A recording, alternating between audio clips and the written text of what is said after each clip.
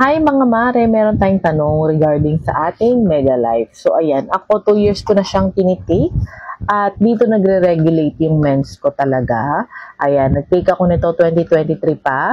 Nag-trending to sa akin ng about 2 years ago na, no, 2023 pa.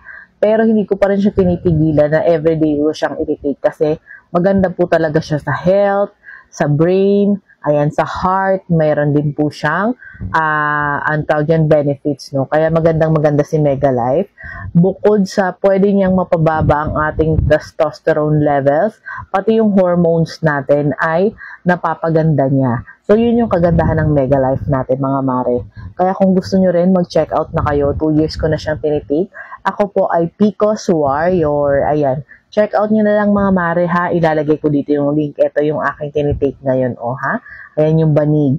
So, ayan, check out na. Nandiyan sa yellow bag.